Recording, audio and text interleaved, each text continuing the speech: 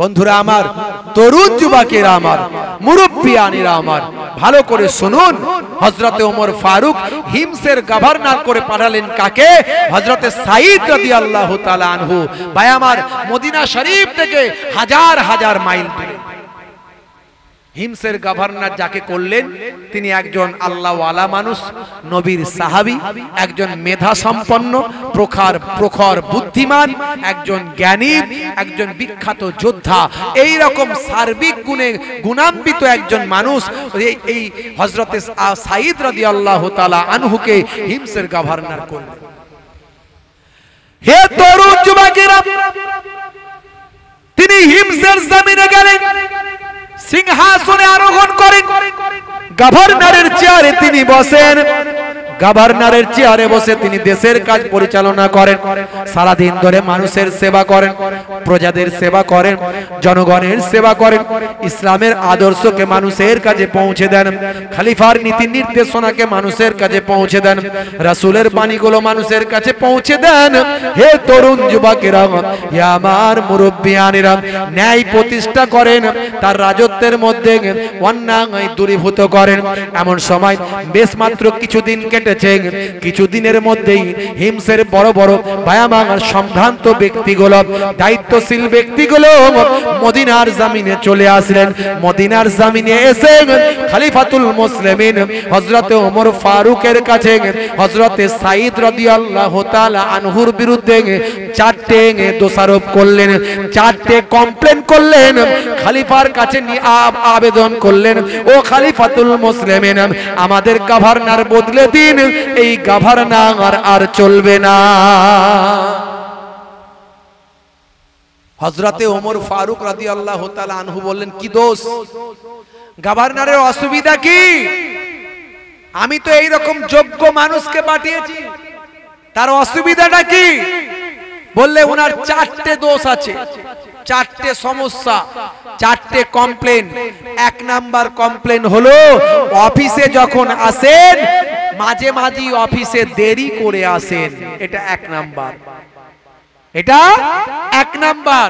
2 number, অফিসে যখন আসেন সপ্তাহে 1 দিন করে কামাই করে দেন, 1 দিন করে আসা বন্ধ করে দেন, সপ্তাহে 1 দিন করে অফিস কামাই করেন, এটা হলো 2 নাম্বার। আর 3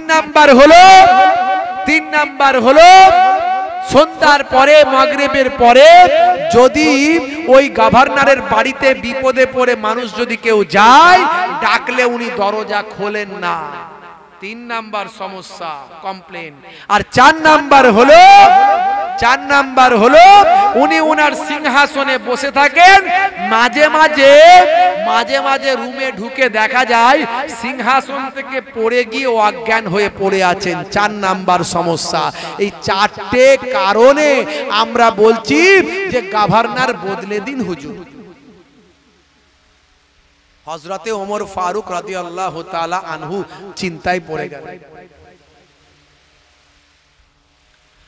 হযরতে ওমর ফারুক রাদিয়াল্লাহু তাআলা আনহু চিন্তায় পড়ে গেলেন, এত ভালো একজন গভর্নর দেওয়ার পরেও এই কমপ্লেনগুলো এলো কি করে? তাড়াতাড়ি খবর পাঠালেন, যাও হযরতে সাঈদকে আমার কাছে পাঠাও। হযরতে সাঈদ রাদিয়াল্লাহু তাআলা আনহু হিমসের গভর্নর, তিনি এসে হাজির হলেন। হে তরুণ যুবকেরা, হে আমার বন্ধুরা, শুনে রেখে দিন বাবা, জেনে রেখে দেন হে মুসলমান, একটুখানি লক্ষ্য করুন বাবা। এমন সময় দেখতে পাওয়া যায় হযরতে খলিফার কাছে, খলিফাতুল মুসলিমিনের কাছে হযরতে সাঈদ রাদিয়াল্লাহু তাআলা আনহু এসে হাজির হলেন। সালাম দিয়ে বললেন, হুজুর আপনি আমাকে ডেকেছেন। আল্লাহর নবীর সাহাবী খলিফাতুল মুসলিমিন আমিরুল মুমিনিন বলেন, ও হযরতে সাঈদ, আপনি এত বড় একজন নেক মানুষ, দরবেশ মানুষ, আল্লাহর নবীর একজন সাহাবী, এত বড় একজন যোদ্ধা, মেধা সম্পন্ন, প্রখর বুদ্ধিমান মানুষ বলে আমি আপনাকে গভর্নর করেছিলাম, কিন্তু আপনার বিরুদ্ধে ওই এলাকার জ্ঞানী গুণী মানুষেরা 4টে কমপ্লেন করেছেন, 4টে অভিযোগ করেছেন। 1 নাম্বার অভিযোগ আপনার এটা, 2 নাম্বার এটা, তিন নাম্বার এটা, চার নাম্বার এই অভিযোগ। এমন কথা শুনে হযরতে সাঈদ রাদিয়াল্লাহু তাআলা আনহু চোখ ভরা পানি, বুক ভরা বেদনা নিয়ে বললেন, হুজুর বেয়াদবি নেবেন না, আপনি আমাকে ওখান থেকে পাটি পাল্টে দিতে পারেন, চেঞ্জ করে দিতে পারেন, এতে আমার কোনো অসুবিধা না, কিন্তু আমার চারটে অভিযোগের কারণটা আমি খুলে বলতে চাই। চারটে অভিযোগের কেন এই অভিযোগ সেগুলো খুলে বলতে চাই। বলে বলুন কেন এই অভিযোগগুলো আমাকে শুনতে হবে, বলুন। হে তরুণ যুবকেরা, আমিরুল মুমিনিন, খলিফাতুল মুসলিমিন, তবে এক নাম্বার কারণটা একটু শুনুন।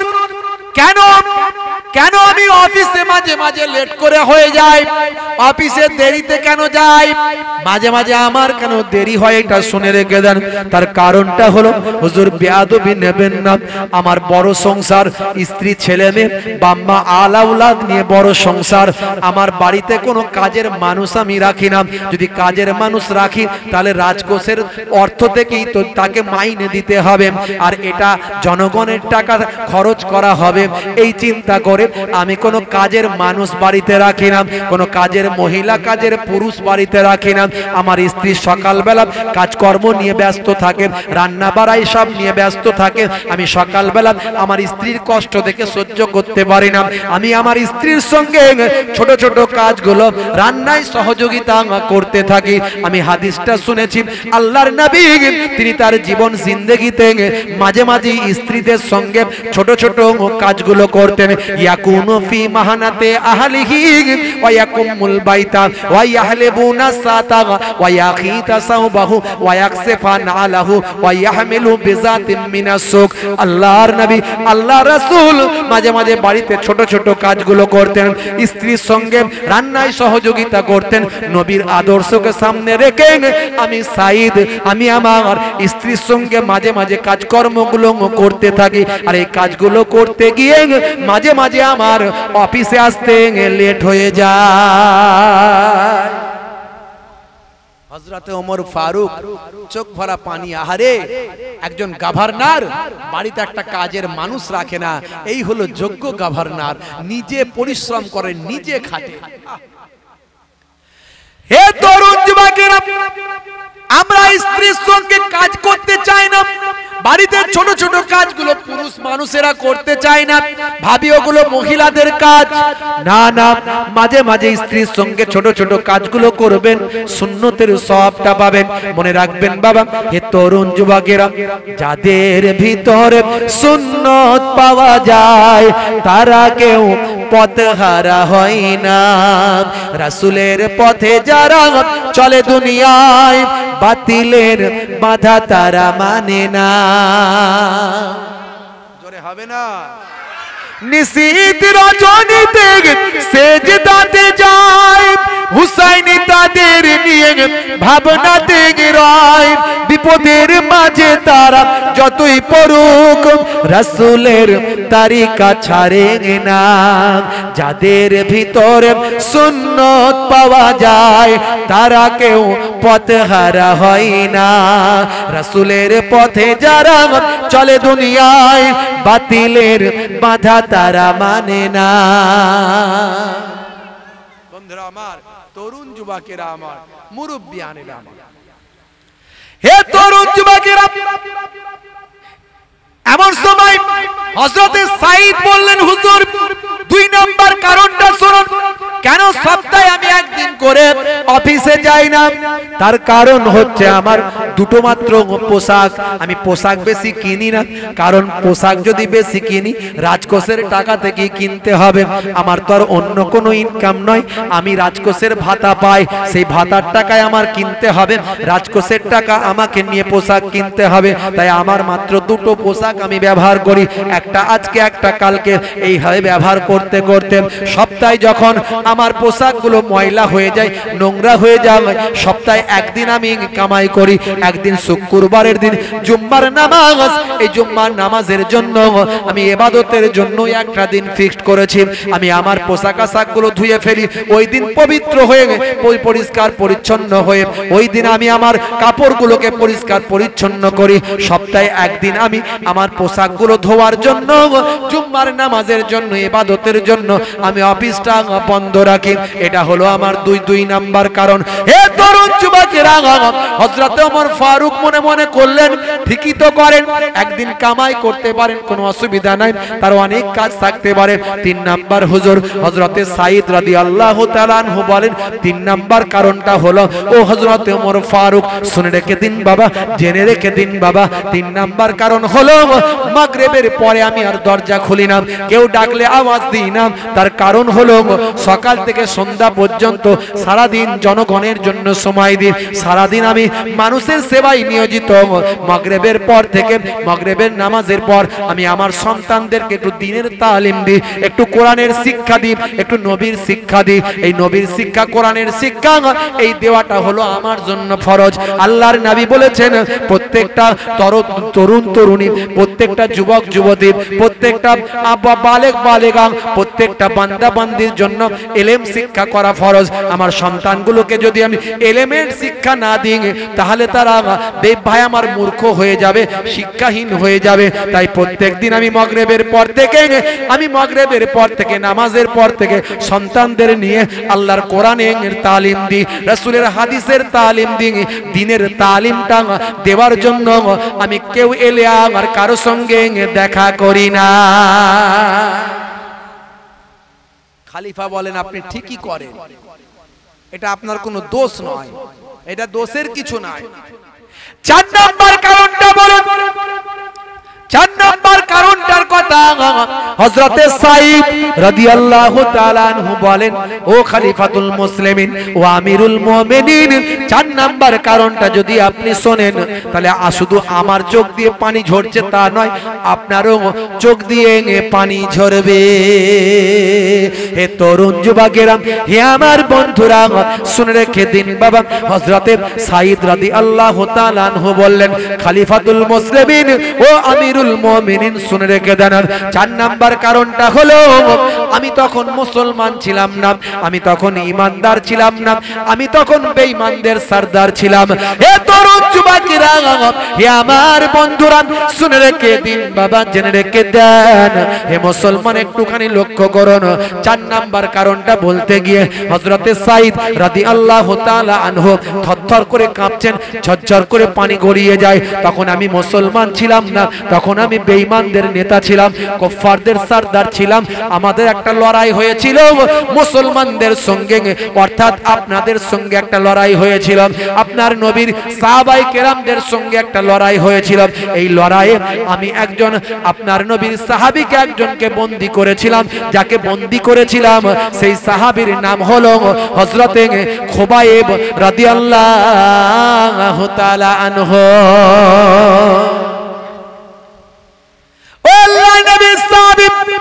ও খলিফাতুল মুসলিমিন, ও আমিরুল মুমিনিন, শুনে রেখে দিন বাবা, জেনে রেখে দেন।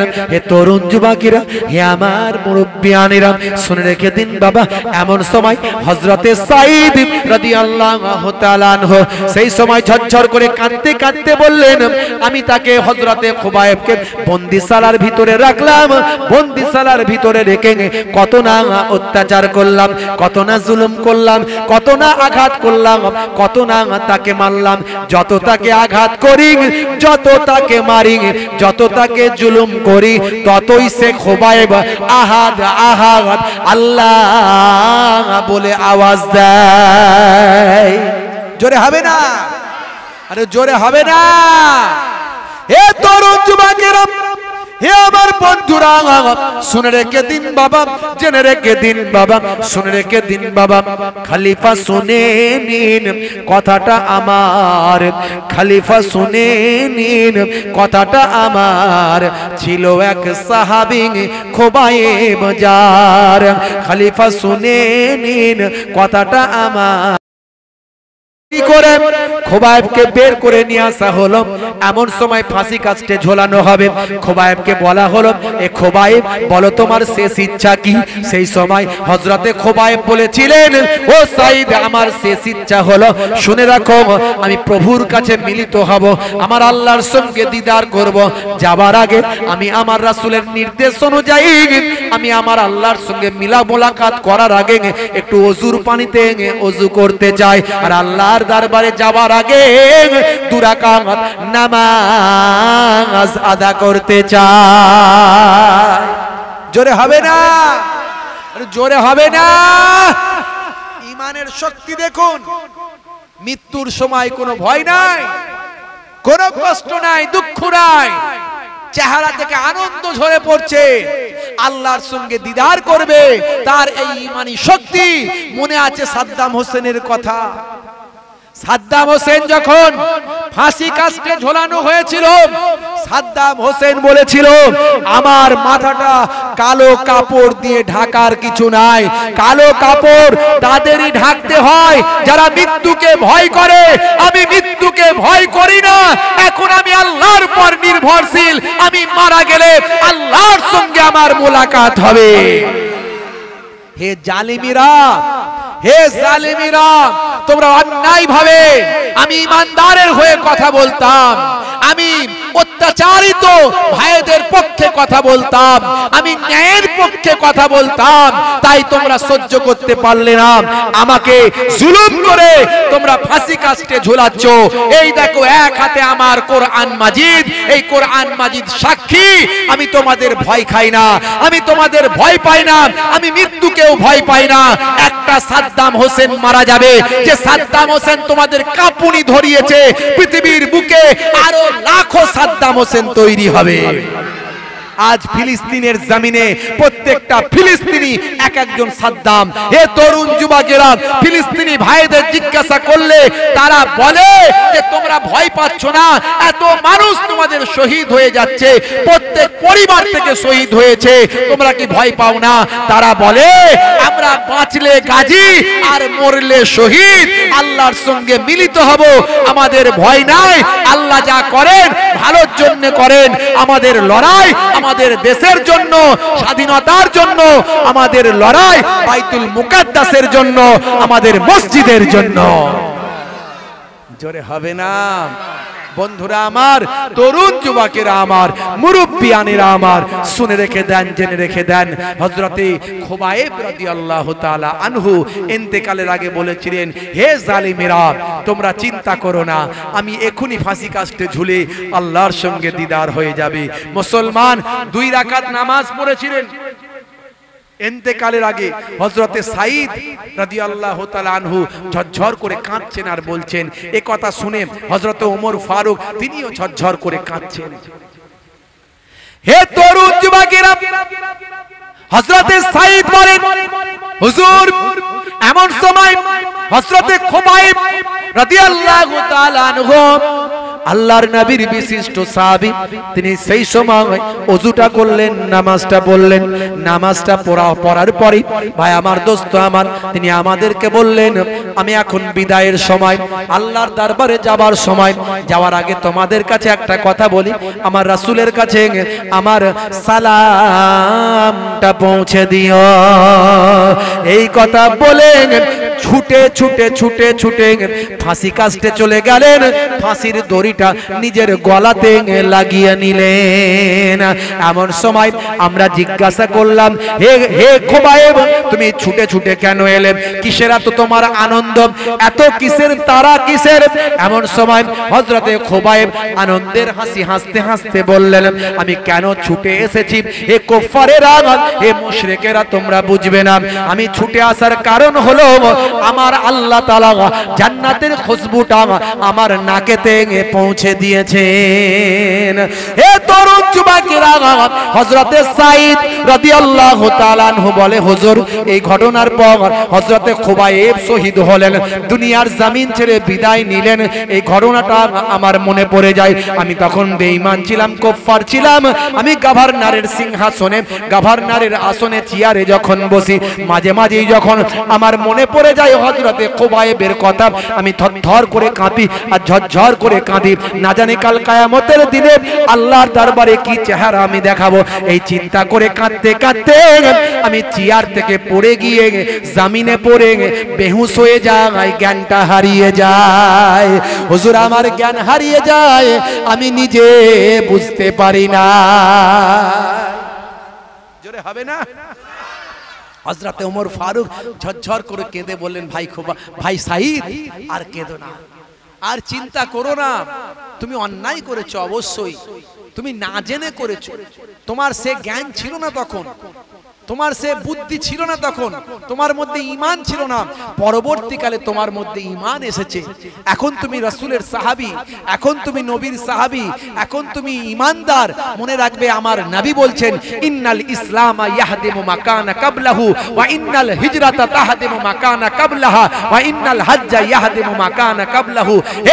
হে সাঈদ, ইসলাম মিটা দেতা है अगले गुनाहों को। তুমি জীবনে যা গুনাহ করেছো, তুমি ঈমানদার হওয়ার পরে আমার আল্লাহ তোমার জীবনের গুনাহ maaf করে দিয়েছে। জোরে হবে না? আর জোরে হবে না? বন্ধুরা আমার, তরুণ যুবকেরা, অবশেষে তাকে ফাঁসিতে ঝুলাই, মরার আগে সাহাবী নামাজ পড়ে নাই। অবশেষে তাকে ফাঁসিতে ঝুলাই, মরার আগে সাহাবী নামাজ পড়ে নাই। হেসে বলে নবীজির সালাম জানাই, ছুটে গিয়ে ফাঁসি কাটে মাথাটা গলায়। অবশেষে তাকে ফাঁসিতে চড়াই, মরার আগে সাহাবী নামাজ পড়ে নাই। হেসে বলে নবীজির সালাম জানাই, ছুটে গিয়ে ফাঁসি কাটে মাথাটা গলায়। মোরা তখন জিজ্ঞাসিলাম, কেন ছোট ভাই? সে বলে জান্নাত দেখিতে যে পায়। জোরে হবে না? আর জোরে হবে না? মোরা তখন জিজ্ঞাসিলাম, কেন ছোট ভাই? সে বলে জান্নাত দেখিতে যে পায়। এ কথাটা খলিফার অশ্রু ঝরায়, এ কথাটা খলিফার অশ্রু ঝরায়।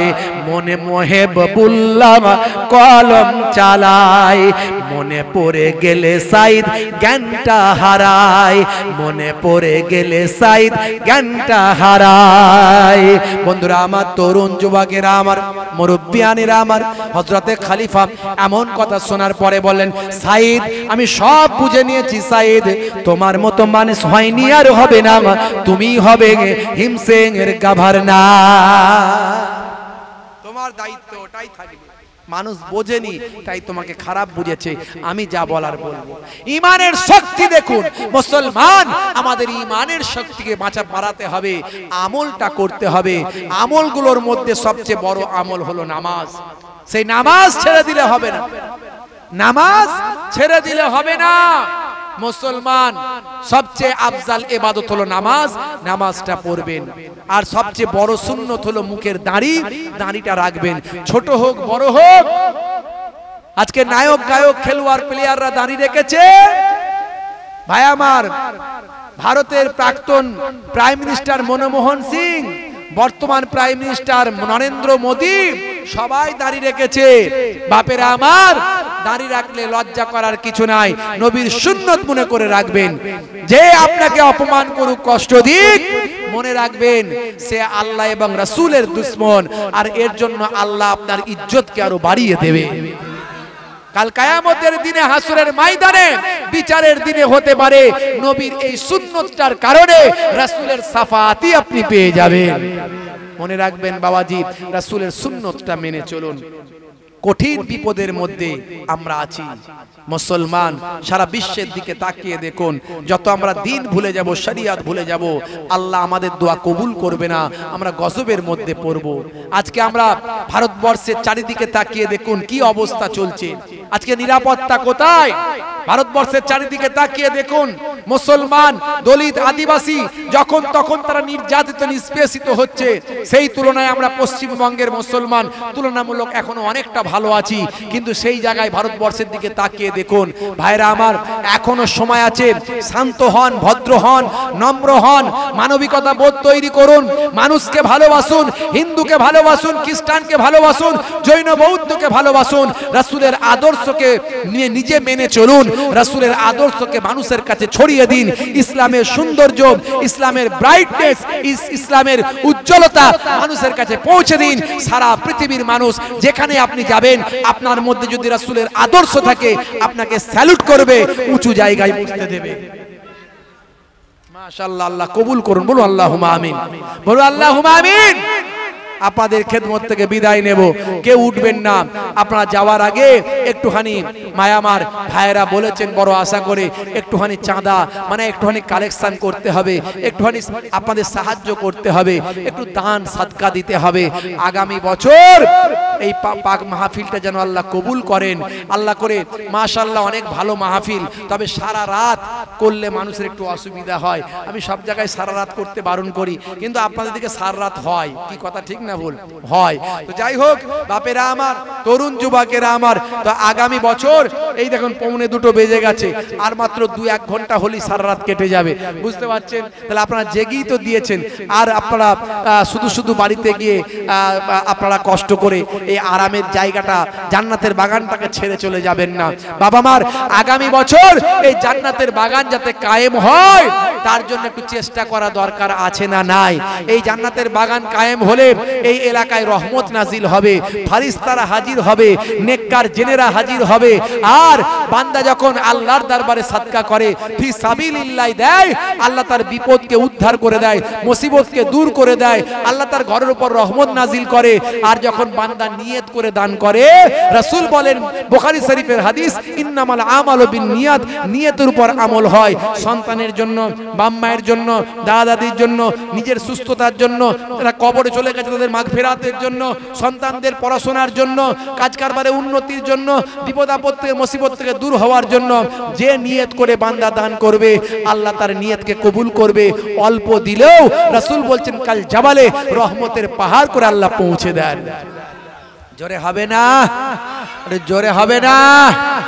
আগামী বছর এই জান্নাতের বাগানের জন্য আমি 8 ভাইকে চাইবো। জান্নাত হলো 8টা। আমি মুসাফির হালাতে আছি, আপনাদের পীরের ঘরের আওলাদ, ফুরফুরা শরীফ ছোট হুজুর পীর কেবলা রহমাতুল্লাহ আলাইহির মেয়ের ছেলে নাতি, মায়াপুর পীরনগরী হুজুর পীর কেবলা রহমাতুল্লাহ আলাইহির ছেলে পোতা।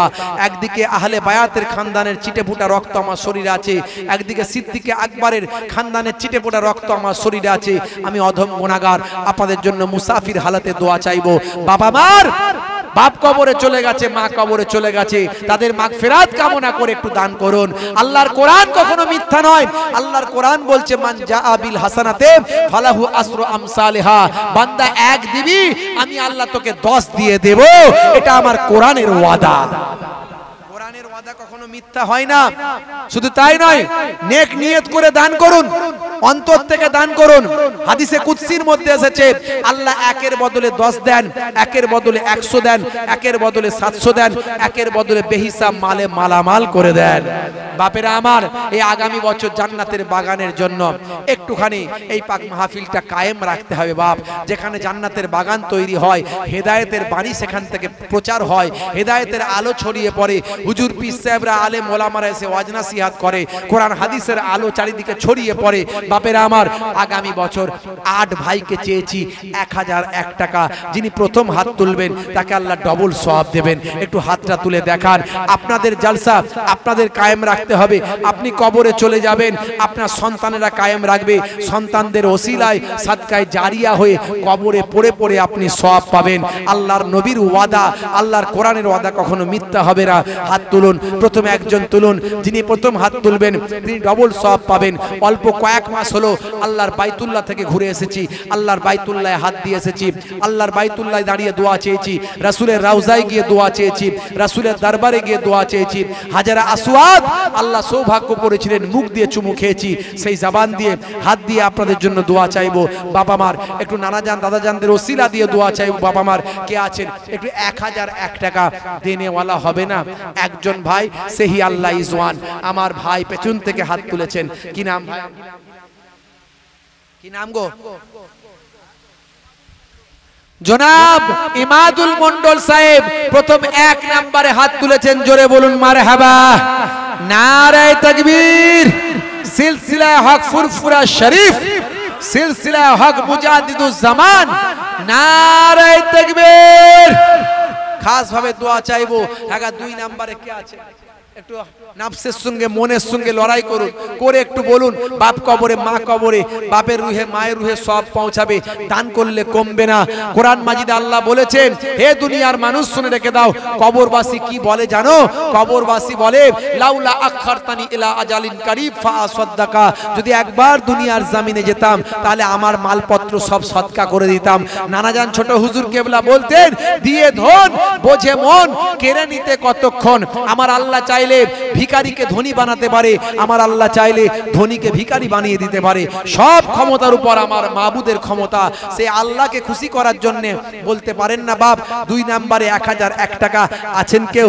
বাবা মার 2 নম্বরে 1001 টাকা বলতে পারেন? খাস ভাবে কি গো, 2টো পর্যন্ত আমি থাকবো। আবার একটু ভাইরা বলেছেন একটু চাঁদা টাঁদা একটু বলবেন একটু দেওয়ার জন্য। খুব সংক্ষেপ, বেশি লম্বা চওড়া নয়। আপনারা বিচলিত হবেন না। এই একটা রাত কষ্ট করছেন, এর জাযা বদলা দেবে কে? যারা বলেন কে? আল্লাহ দেবেন, এর বদলা আল্লাহ দেবেন। দুনিয়া কদিনের? আজ মারা গেলে কাল 2 দিন হয়ে যাবে, 3 দিন পরে কেউ খবর রাখবে না। কিয়ামতের দিনটা হবে একটা দিন 50,000 বছরের দিন। 50,000 বছর দুনিয়ার হিসাবে একটা দিন হবে কিয়ামতের দিন। সেই তুলনায় আপনি হিসাব করলে 50,000 বছরের তুলনায় পৃথিবীতে আছেন মাত্র কয়েক মিনিট কিংবা কয়েক সেকেন্ড। এই কয়েক মিনিট কয়েক সেকেন্ড আল্লাহ আল্লাহ রাসূলের কথা শুনতে আমাদের কষ্ট হয়, অথচ চায়ের দোকানে ঘন্টার পর ঘন্টা কাটিয়ে দিই। সারা দিন আমরা এখানে ওখানে গিয়ে গল্প গুজব করে কাটাই, কিন্তু আমরা ওয়াজ নাসিহাত শুনতে গেলে আমাদের বোর ফিল করি। বুঝতে পারছেন? 10 বার করে উঠতে হয়, উঠবেন না। বাবা মার শুনে রেখে দেন, জেনে রেখে দেন, হযরত ওমর ফারুক কেমন তার ঈমানি শক্তি, কেমন তার ঈমানি পাওয়ার। তিনি একটা ঘোড়া কিনেছেন, ঘোড়া। হে তরুণ যুবকেরা, হযরত ওমর ফারুক রাদিয়াল্লাহু তাআলা আনহু বাবা একটা ঘোড়া কিনেছেন, বাবা ঘোড়া কিনেছেন। হে তরুণ যুবকেরা, হে আমার মুরব্বিয়ানিরা, খলিফা ন্যায্য মূল্য দিয়ে ঘোড়া কিনেছেন। খলিফা তো যেমন খলিফা নয়, অর্ধ পৃথিবীর শাসনকর্তা, সারা অর্ধ পৃথিবীর তিনি শাসনকর্তা। শুধু একটা দেশের নয়, মনে রাখবেন, এই ভারতের মতো একটা দেশ, পাকিস্তানের মতো একটা দেশ কিংবা বাংলাদেশের মতো একটা দেশ নয় ভাই আমার। খলিফা হযরতে ওমর ফারুকের জামানায় ইসলামের সবচেয়ে প্রচার প্রসার ঘটেছিল। হযরতে ওমর ফারুক মদিনার দরবারে বসে বসে রোম পর্যন্ত শাসন করতেন, মদিনার দরবারে বসে বসে পারস্য পর্যন্ত শাসন করতেন। একটা হুঙ্কার দিলেন, পৃথিবীর বড় বড় নেতা কেতা তাদের কুরসি টলটল করে নড়তে থাকতো। কেমন নেতা ছিলেন সেই নেতা, সেই খলিফা। তিনি ঘোড়া কিনেছেন, বুঝতে পারছেন? ঘোড়ার দোকানে গিয়ে ন্যায্য মূল্য দিয়ে ঘোড়া কিনেছেন, ন্যায্য মূল্য। কেমন নেতা, কেমন বাদশা, চিন্তা করুন। ঘোড়ার মালিক বলছে, হুজুর আপনি পয়সা দেবেন? বলে এই পয়সা দেব না মানে? আমার নবীর কি এটা শিক্ষা নয়? মাল কিনলে পয়সা দেবে, তুমি যেই হও না কেন। পয়সা দিয়ে তোমার কাছ থেকে কিনবো। ন্যায্য মূল্য দিয়ে তিনি ঘোড়া ক্রয় করলেন।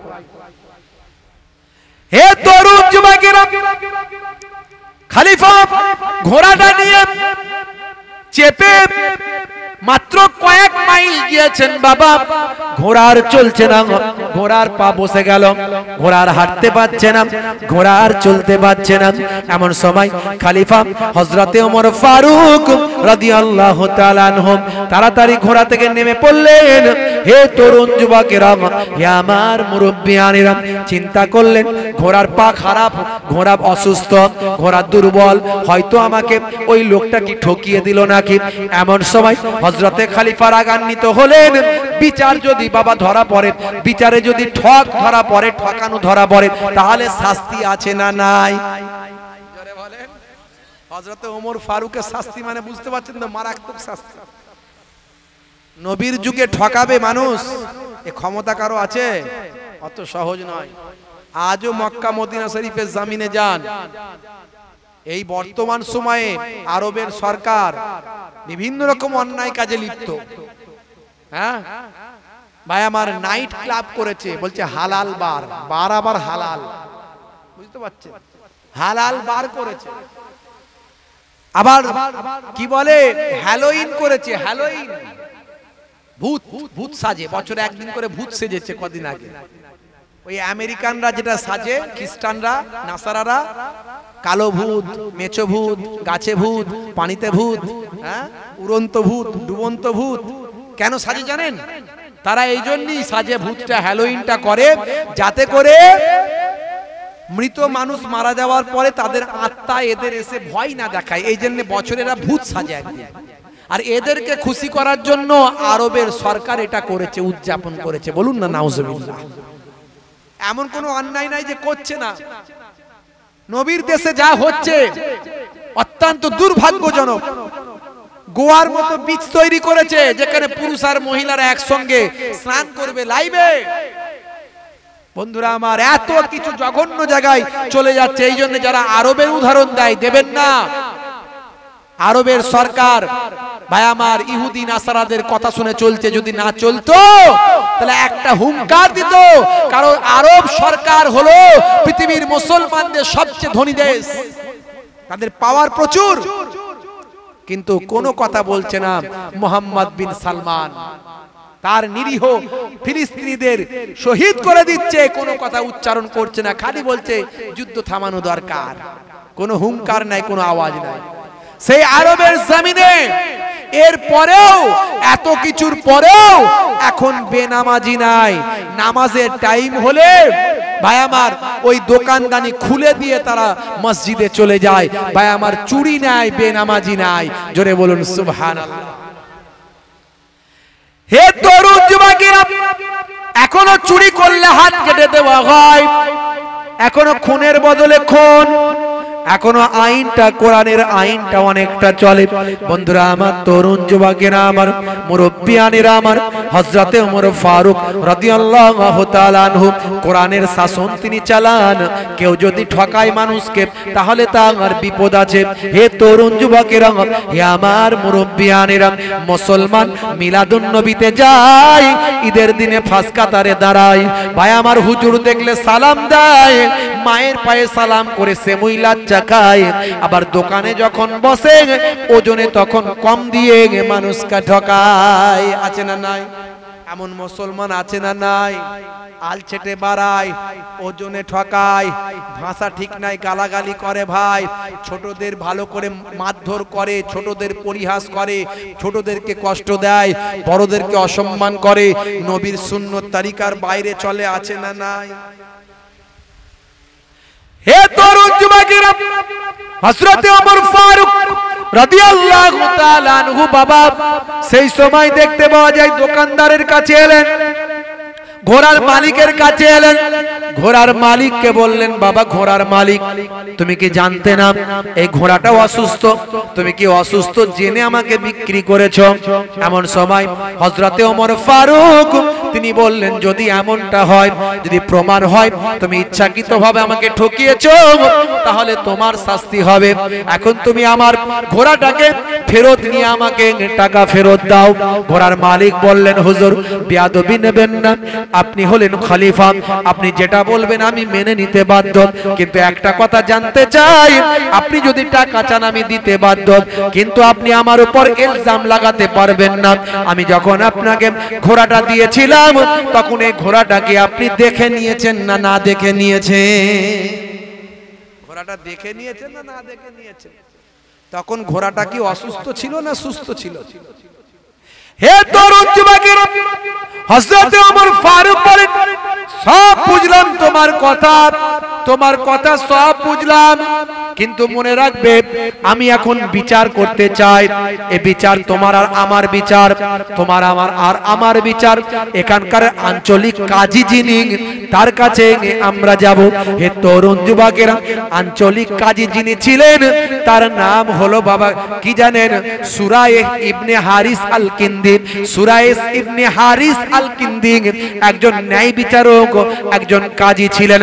হে তরুণ যুবকেরা, হে আমার বন্ধুরা, ভাই আমার মুরব্বিয়ানেরা, বাবা সুরাইহ ইবনে হারিস আল কিন্দির কাছে যখন তিনি গেলেন, দুজন মিলে যাওয়ার পর ভাই আমার ন্যায় বিচারক তিনি বললেন, কাজী সাহেব, হুজুর আপনি খলিফা আমার কাছে, আমার মতো একজন ছোটখাটো বিচারকের কাছে, আপনার মতো অর্ধ পৃথিবীর শাসনকর্তা আমিরুল মুমিনিন হযরতে ওমর ফারুক আপনি আমার কাছে এসেছেন।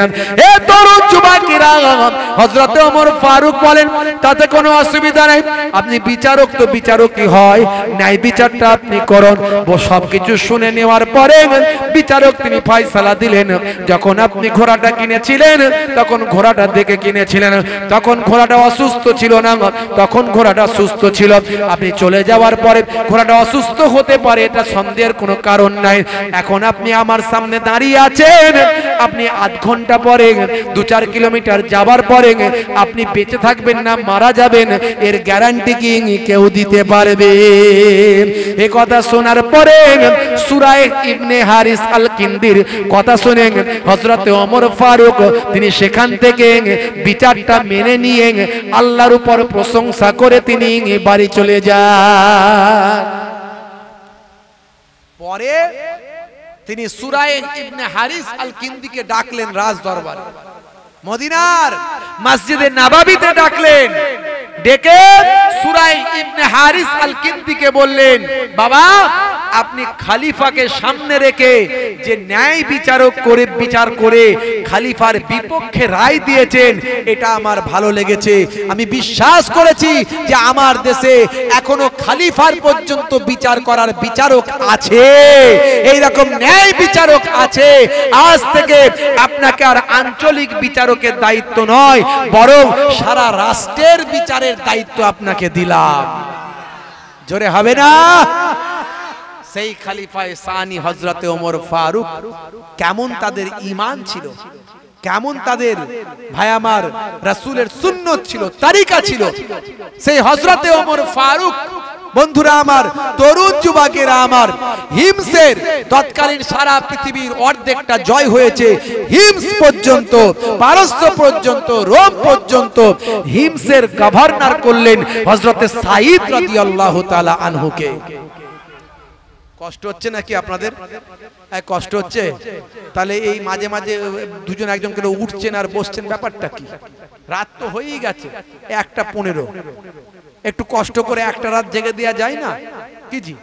মোল্লা পুকুরিয়ার মানুষ একটু বসেন আরাম করে। গুরুত্বপূর্ণ কথা বলছি, আমাদের ঈমানের কথা বলছি, আমাদের শক্তির কথা বলছি। মুসলমানের কাছে অস্ত্র নাই, ফিলিস্তিনের মানুষদের কাছে অস্ত্র নাই, কোন রকম ক্ষমতা নাই, মার্কোভা ট্যাঙ্ক নাই, আয়রন ডোম নাই, তারপরেও ইসরায়েলের সৈন্যরা অল্প কিছু এখন গাজায় রেখে দিয়ে বাকিটা গুটিয়ে নিয়ে বেরিয়ে গেছে। বলছে এখানে থাকলে আমরা ওই সাধারণ মানুষকেই মারবো, আর হামাসকে তো মারতে পারবো না, আমরা নিজেরা মারা যাচ্ছি, চলো পালিয়ে চলো। এখন ইরান আমাদের উপর আঘাত করছে, মোকাবেলা করতে হবে। ভাই আমার, গাজা থেকে সৈন্যদের নিয়ে ম্যাক্সিমামটাই লেজ গুটিয়ে পালিয়ে গেছে, অর্থাৎ তারা হেরে গেছে ফিলিস্তিনের মুসলমানদের ঈমানের কাছে।